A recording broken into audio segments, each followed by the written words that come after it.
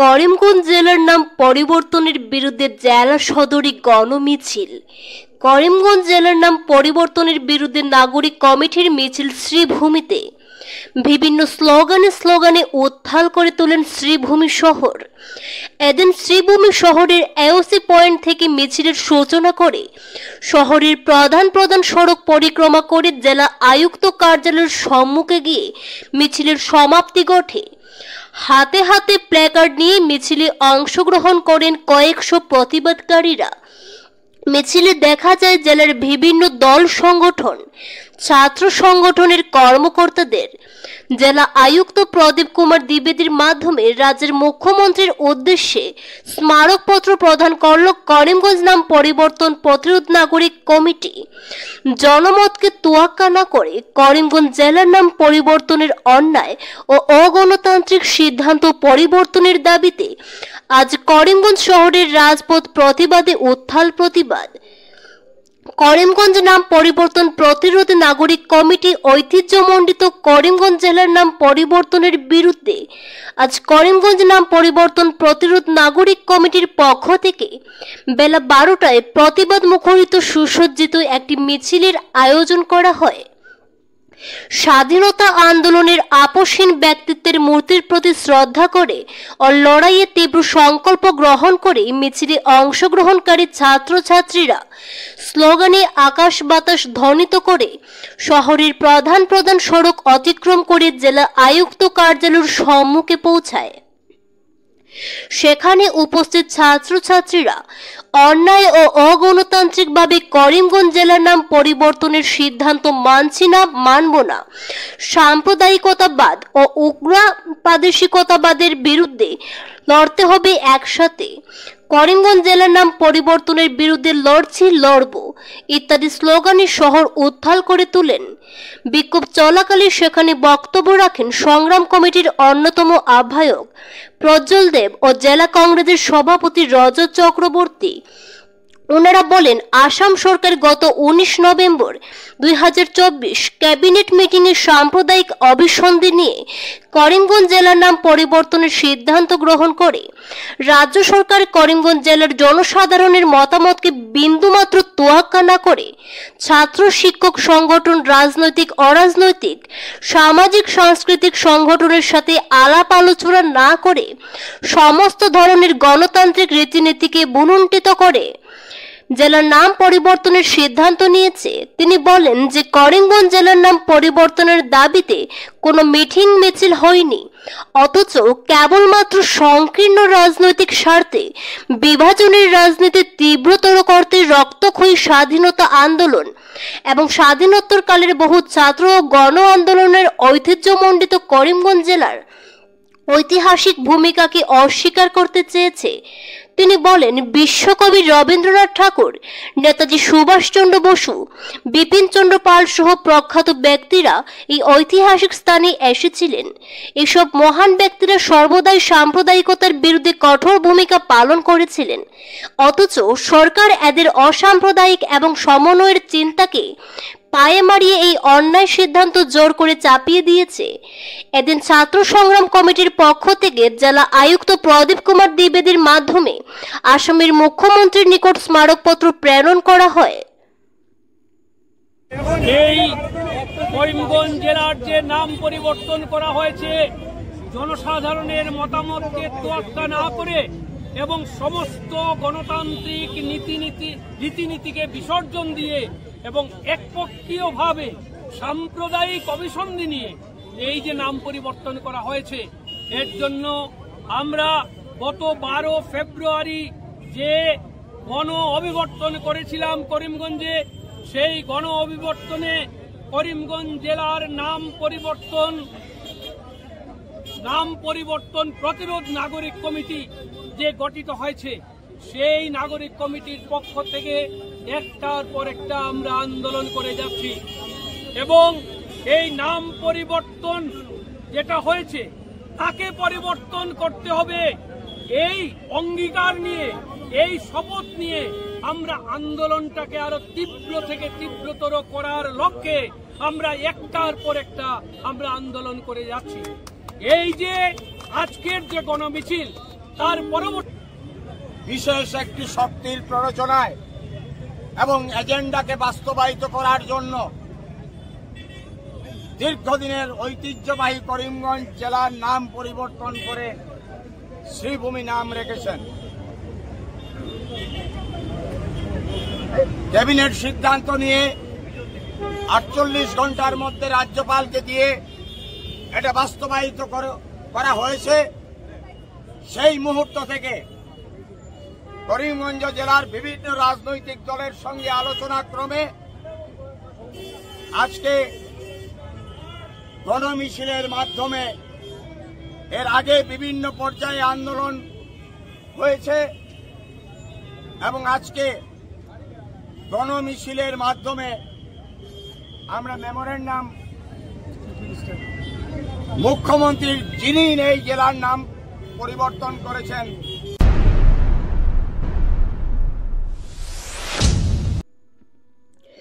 কাজ করার দক্ষতা আর মানসিকতা থাকলে অতি কম সময়ের মধ্যে যে উন্নয়নমূলক কাজ করা যায় তা অকর্মণ্য সাংসদের চোখে আঙুল দিয়ে দেখিয়ে দিয়েছেন মাত্র 9 মাসের রাজ্যসভার সাংসদ মিশন রঞ্জন দাস।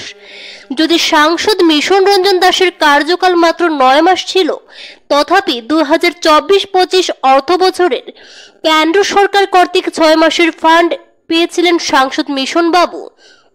বুধবার জেলা বিজেপি কার্যালয়ে এক সাংবাদিক সম্মেলন করে ওনার মাত্র 6 মাসের ফান্ডের কর্মখতিয়ানের বিবরণ তুলে ধরলেন জনসমক্ষে। এই 6 মাসের ফান্ডের মোট 2.5 কোটি টাকা দুটি ক্যাটাগরিতে শ্রীভূমি জেলা ও হাইলাকান্দি জেলার বিদ্যালয় এবং কলেজগুলিতে কি কি কাজ করেছেন তা সাংবাদিক সম্মেলনের মাধ্যমে তুলে ধরলেন তিনি। এদিকে সাংবাদিকদের এক প্রশ্নের উত্তরে যদিও মিশন বাবু বলেছেন যে 2026কে লক্ষ্য রেখে এই কাজের খতিয়ান বা বিবরণ প্রকাশ করেননি তিনি, তথাপি আগামী 2026 বিধানসভা নির্বাচনে উত্তর করিমগঞ্জ আসনে মিশন রঞ্জন দাস বিজেপি টিকিটের দাবিদার থাকবেন, এমনটা ওনার হাবভাবেই অনুমান করা গেছে। Bureau report. তবে সেই যাই হোক, মাত্র 9 মাসের রাজ্যসভার সাংসদ হয়ে অনেকটা নিজের কর্মদক্ষতার পরিচয় দিয়েছেন প্রাক্তন সাংসদ মিশন রঞ্জন দাস। করিমগঞ্জ বিধানসভা কেন্দ্রের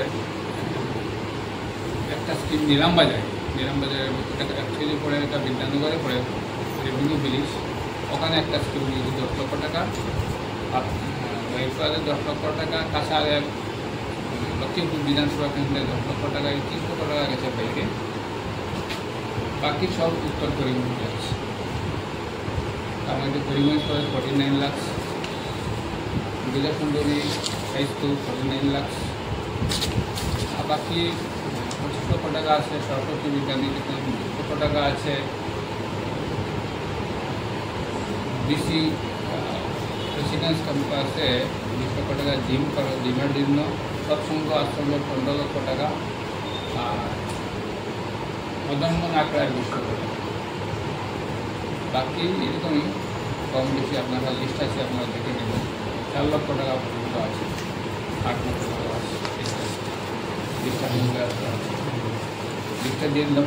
এই ফান্ড রিলিজ হয়েছে, এই ফান্ড রিলিজ হয়ে গেছে, কাজও চলছে, প্রত্যেকটাতেই কাজ চলছে।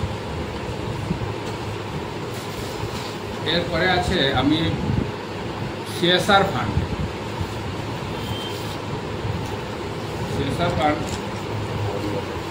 এটা কোম্পানিজ সোসাইটির রেসপন্সিবিলিটিস, কোম্পানিজ সোসাইটির রেসপন্সিবিলিটি ফান্ড। এটা যে সমস্ত কোম্পানি বা কর্পোরেশন আছে তারা এটা দিতে লাগে, সমাজের জন্য খরচ করতে লাগে, বিশেষ করে তারা এডুকেশন রিলেটেড বা সোসাইটি বলতে জন্য তারা টাকাটা খরচ করতে লাগে। এইভাবে আমি চাইছিলাম আমার যাতে টাকা পাই। ওএনজিসির কাছে আমি চিঠি লিখছিলাম, তো ওএনজিসি আমাকে 2.5 কোটি টাকা মঞ্জুর করেছে, ফান্ড রিলিজ করে নেই। আমার লিস্ট 2 ধরনের লিস্ট আমি দিয়েছি, এর মধ্যে আছে 31টা হায়ার সেকেন্ডারি বা কলেজে স্মার্ট ক্লাস করতে, আর 37টা high school, higher secondary school বা এমই স্কুল এখানে সোলার ড্রিঙ্কিং ওয়াটার প্ল্যান করবে, সোলার আরও ড্রিঙ্কিং ওয়াটার। তো এই লিস্টগুলো আমি দিয়েছি। 31টা স্মার্ট ক্লাসের মধ্যে 13টা পড়েছে হাইলাকান্দি জেলায় এবং 18টা আমাদের শ্রীভূমি জেলায়। আর এই 18টা শ্রীভূমি জেলার মধ্যে প্রত্যেকটা মানে বিধানসভা কেন্দ্রে আছে, অর্থাৎ বিজেপির যে মণ্ডল, পাতারকান্দির 2টা মণ্ডল আছে, রাতাবাড়িতে 3টা মণ্ডল আছে, দক্ষিণ করিমগঞ্জে মণ্ডল যেগুলো আছে, প্রত্যেক মণ্ডলে একটা মানে আমাদের মণ্ডলের ইয়েতে মণ্ডল সভাপতির সঙ্গে যোগাযোগ করে এগুলো স্কিম আমি দিয়েছি, কিন্তু তাদের প্রত্যেক মণ্ডলে একটা স্কিম আছে স্মার্ট ক্লাস, মানে স্কুলে হাই স্কুল যেমন Jafargarh higher secondary school, Sreebhumi আছে, যেমন এইরকম 18টা আমাদের শ্রীভূমি জেলায় পড়েছে। পাতাকান্দিতে 2টা, রাতাবাড়িতে 3টা, দক্ষিণ করিমগঞ্জে 3টা, আর বাকি উত্তর করিমগঞ্জে আমাদের আছে, উত্তর করিমগঞ্জে আছে 18টা মানে শ্রীভূমি জেলায়। আর 13টা পড়েছে হাইলাকান্দি জেলায়, কারণ আমি এই ফান্ডটা পেয়েছি একটু হাইলাকান্দি জেলার জন্য। হাইলাকান্দি জেলা বলতে হাইলাকান্দি জেলাটা হলো অ্যাসপাইরেশনাল ডিস্ট্রিক্ট, কেন্দ্রীয় সরকারের দৃষ্টিতে হাইলাকান্দি আকাঙ্ক্ষী ডিস্ট্রিক্ট জেলা, যে তাদের এটা এখনও অনুন্নত জেলা, অর্থনীতির দিকে এটা অনুন্নত জেলা, এডুকেশন সেক্টরকে একটু আপলিফ্ট করতে লাগবে। এই জন্য এটা করিমগঞ্জ লোকসভা কেন্দ্রের ভিতরে একটা জেলা, ওই জেলাকে দেখিয়ে এই স্মার্ট ক্লাস এটা আমি তাদের করি। আমার জেলা নয়, আসামের একটা জেলা, সেখানে খরচ করা বিষয়। 31টার মধ্যে হাইলাকান্দি জেলায় 13টা আর বাকি 18টা আমাদের শ্রীভূমি জেলায়। একটা লিস্ট আপনাদেরকে দিয়েছি। আজকে আমরা সোলার আরও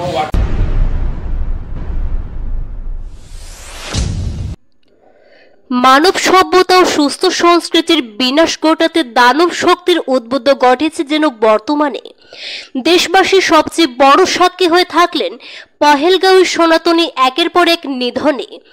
দানব শক্তির হাত পা কাঁপল না সনাতনীদের নিধন করতে, তাই দানব শক্তি প্রতিহত করতে শ্রীভূমি ব্রাহ্মণ সমাজ বিশেষ উদ্যোগ নেন। রুদ্রচণ্ডী পুজো, রুদ্রচণ্ডীর যজ্ঞ আয়োজন করলেন সংগঠনের কর্মকর্তারা।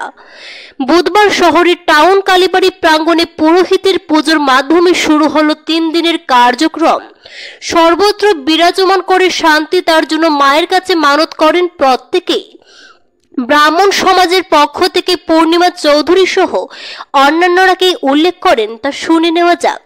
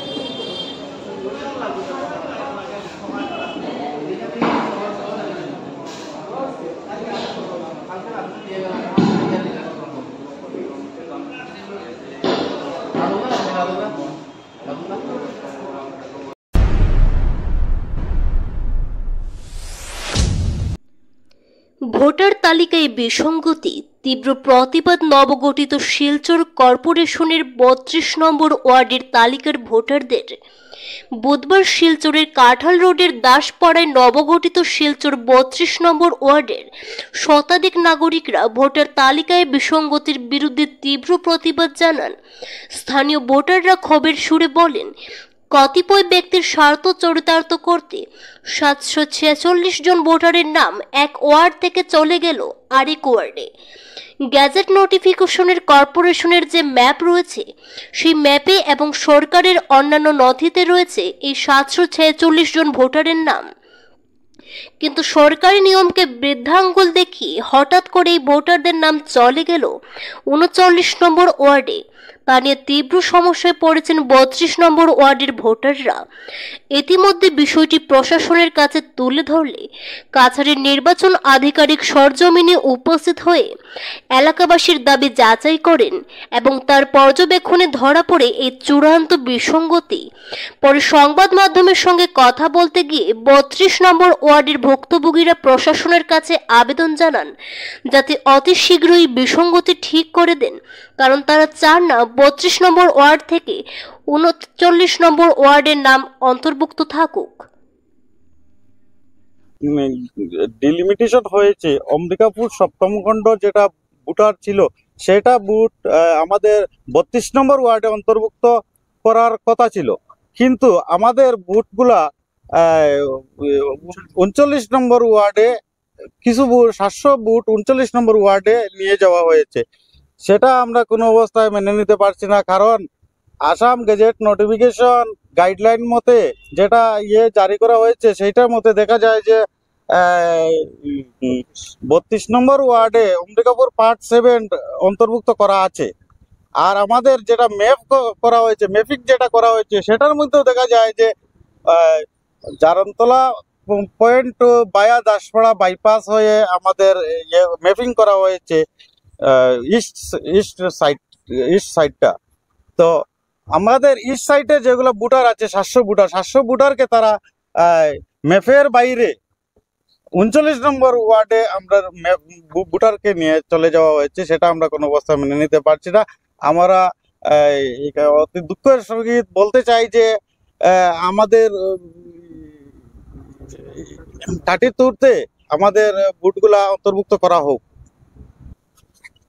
আমার প্রশাসনের কাছে একটাই অনুরোধ যে আমরা আগে যেরকম ছিলাম আমাদের 32 নম্বর ওয়ার্ডে ম্যাপিংয়ে আমাদেরকে দেখাচ্ছে যে আমরা 25 নম্বর ওয়ার্ডে আছি এবং নোটিফিকেশনে দেখাচ্ছে যে আমরা 25 নম্বর ওয়ার্ডে আছি। প্রশাসনের কাছে একটাই দাবি যে আমরা 25 নম্বর ওয়ার্ডে থাকতে চাই। নমস্কার।